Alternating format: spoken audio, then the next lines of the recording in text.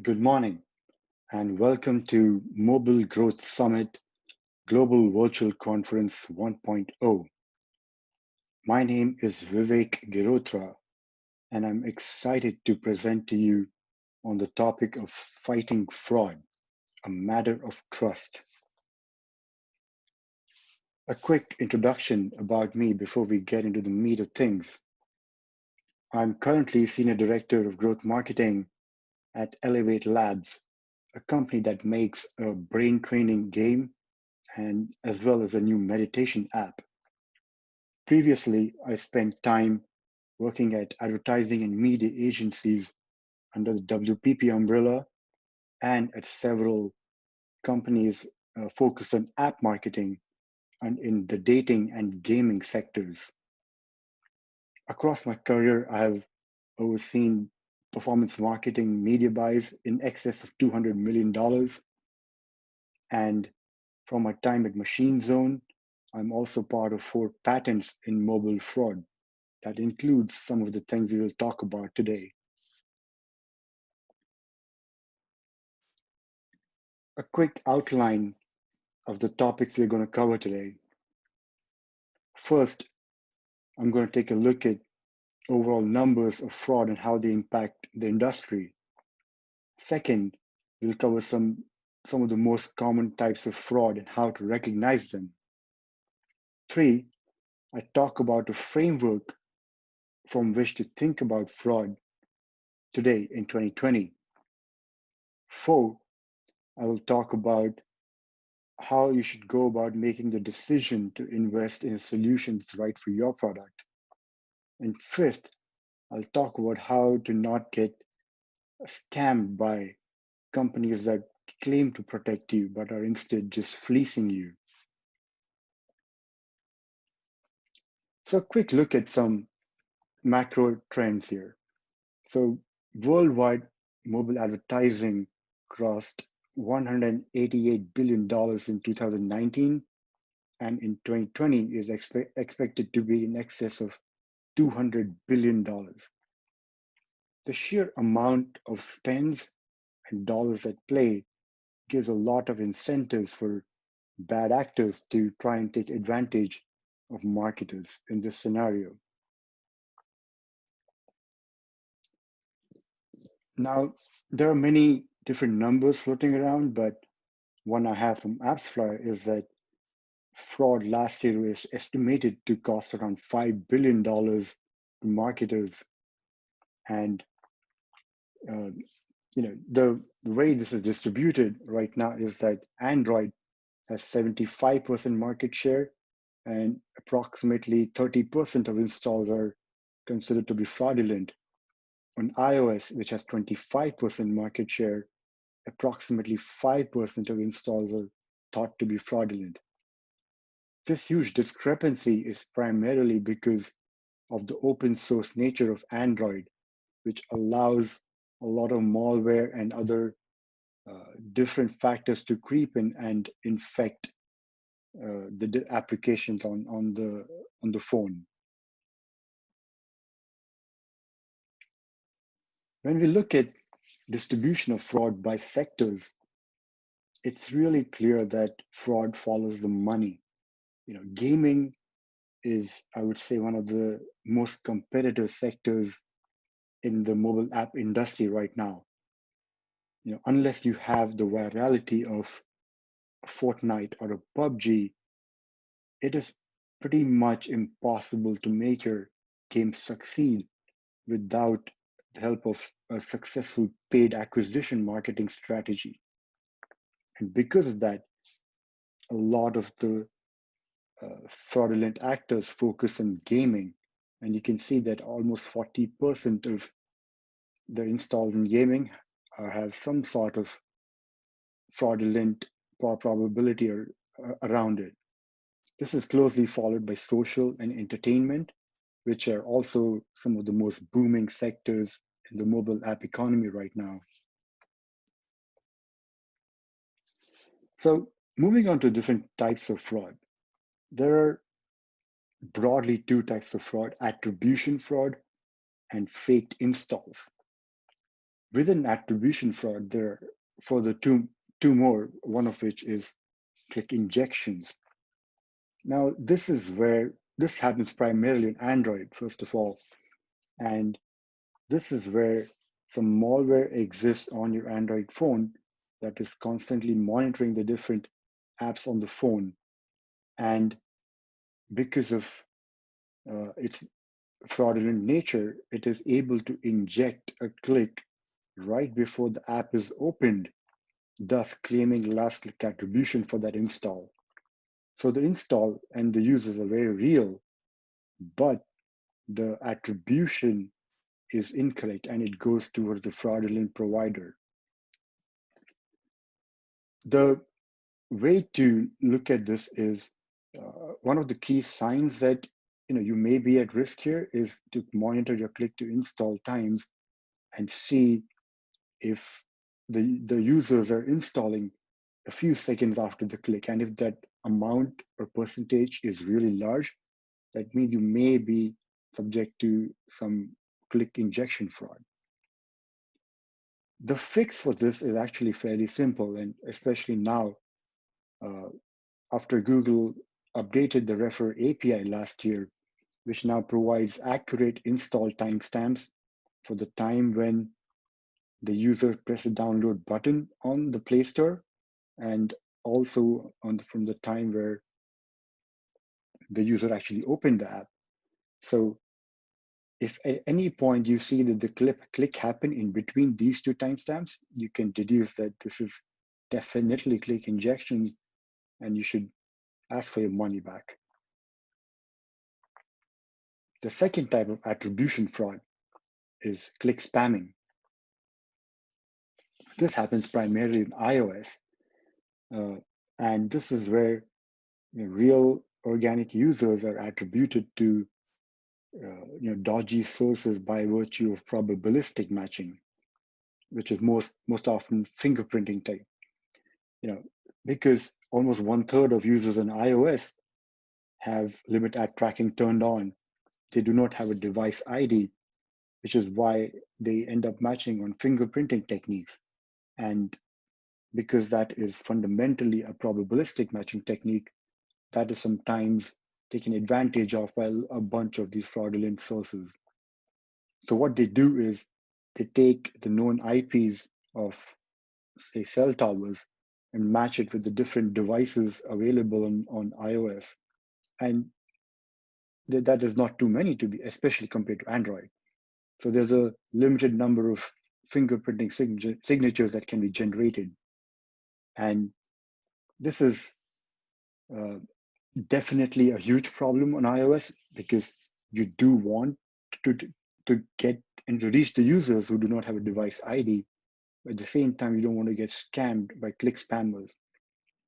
So a very easy way to look into this is to look at the distribution of your click to install time.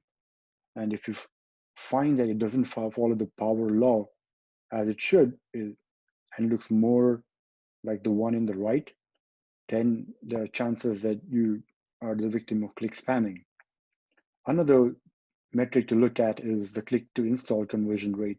If that ratio is very low and not in line with your other sources and organic installs, then it means that you should be looking deeper into this matter.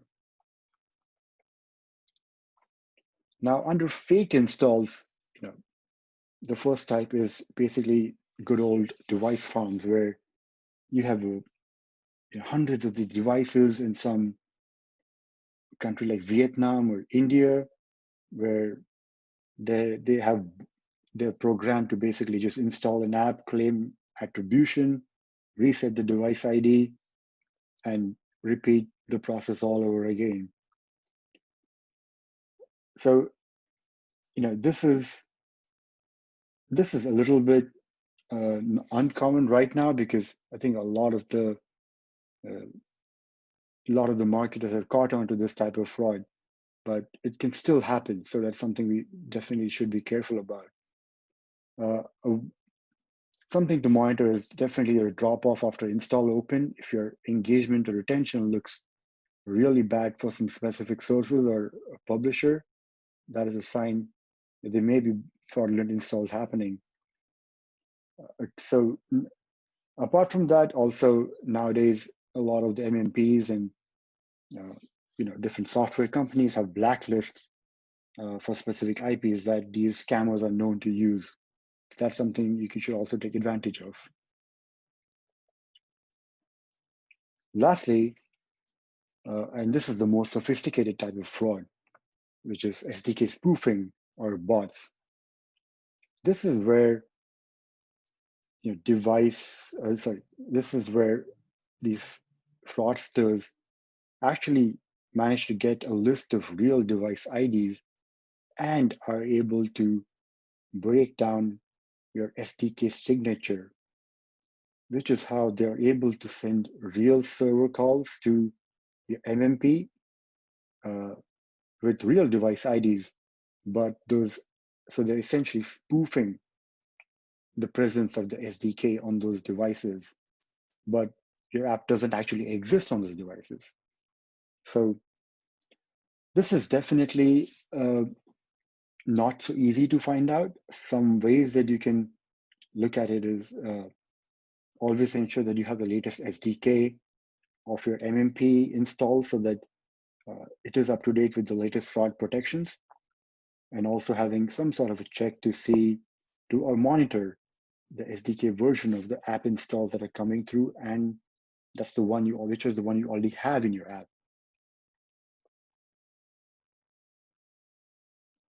A quick image on the evolution of these different types of fraud that I spoke about. So as I mentioned, initially it was really all about the device farms and click flooding. And over the years, you can see that bots and SDK spoofing have really taken over as the primary form of app fraud, followed very closely nowadays by install hijacking or click hijacking, or click injection, as I mentioned in earlier parts. So all said and done, really, fraud is like playing a game of whack-a-mole, where the moment you think you're done dealing with a specific type of fraud, a new one appears in its place, and then you have to begin the process all over again. So really, the mainstay is to stay vigilant and keep an eye out for anything that looks off, and be trained to recognize when something looks a little bit off and start investigating it. Now, I want to talk a little bit about how to think about fighting fraud in 2020. So while I mentioned that the numbers look really bad, I think we have come across the toughest parts of fighting fraud, and in 2020, in my opinion, is that fraud is primarily a structural and an incentive issue. Now, what do I mean by that? By structural, I mean really how you structure your paid marketing acquisition strategy, which is one, are the partners that you work with reputed, and do they have, are they known to just in general have a good reputation in the industry? Second is setting strict attribution windows for for your marketing, so that nobody stay able to take advantage, especially in view-through attribution. Keeping fingerprinting off by default, and only allowing selective fingerprinting for partners that are less prone to attribution fraud. Creating internal dashboards that allow you to monitor metrics where your app is the most sensitive and susceptible. Also, having a clear channel selection methodology where you only work with partners that have access to some exclusive inventory, or they add some sort of a technological layer that adds value. And I'll get more into this in the next slide. From an incentive standpoint, I'm referring more uh, to your company and the working environment. Many times growth marketing teams look the other way when there is fraud because it actually helps their metrics to look better in front of management. So what this really boils down to is having a culture of transparency and accountability within the company so that you can work with your management to just set realistic growth goals and align on KPIs so that there is no incentive to actually allow fraud or look the other way when such a thing happens. A quick note on what I meant by the partner selection methodology. So for example, here, this is sort of a Venn diagram of channels that I think have some sort of an exclusive inventory or some sort of a differentiated technological layer. So in the middle are your self-attributing networks where you would get access to, for example, Facebook's newsfeed, and they also have a lot of user level data, so they can add value from both ends. On the right, you have, say, programmatic networks and SDK networks where you can actually get that access to that inventory through other sources, but they are able to add a new layer in terms of from the data they provide in targeting and reaching specific users. The third type of where it's more about the inventory is incentivized networks like offer walls or direct deals with, say, specific publishers that that your app does really well on. And you'll see what lies outside this is really affiliate and CPA networks, which is where traditionally most of the fraud has originated. So I truly believe that if you follow this framework and are able to align your incentives correctly within the company, 90% of the fraud issues are going to be taken care of. Now, for the remaining, it might make sense to invest in some sort of a solution, which is what brings us to the fourth part. Now, in the value proposition of fraud protection software has changed in the last 5 years. It went from nice to have to sort of a must have in 2017 to a shadow cost in 2020, which means that something wrong will happen if I don't have it. It's almost like a hygiene factor. So what really is important here is that you must try and see, with respect to your product and your app, what kind of a solution makes the most sense. And softwares work at different levels. So for example, there are softwares that will work at the click level, where they will take your tracker from your MMP, wrap it in their own redirect, and use that as the first layer of protection. So the advantage of this is it can reject clicks right at the source, but because it adds an extra redirect to the process, it creates that extra bit of latency and adds another point of failure to the app install journey. The second is works at the install level, and I believe a lot of MMPs offer this type of solution right now, where the MMP or the service provider is able to reject the postbacks at the install level. So that is great because you end up not paying for the install, but it lacks the full picture of what happens after the install.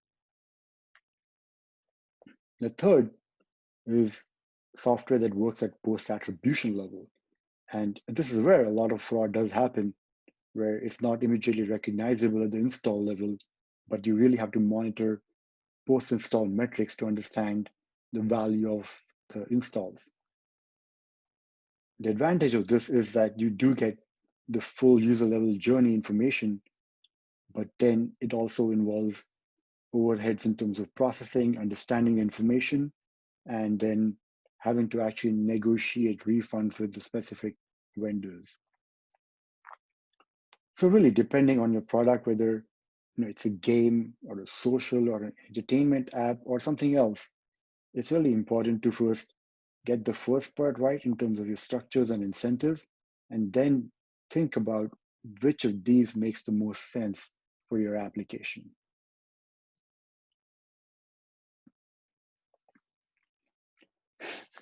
The last point I want to make is really about, what I call the anti-fraud fraudsters. You'll hear a lot of headlines nowadays about, how much fraud is there in the market. Companies are losing money hand over fist, and really some of really awful takes of how ad fraud is like COVID-19 or not like it. So I think it's really important to sort of, take a step back and realize that, the sky is not falling. Yes, fraud is a huge issue, but really it is solvable by taking a lot of basic steps.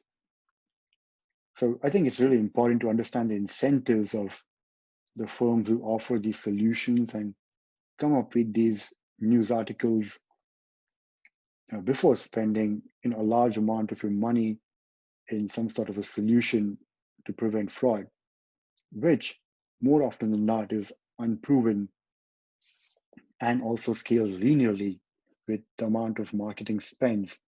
So it does add a huge amount to your cost of goods sold in the long run.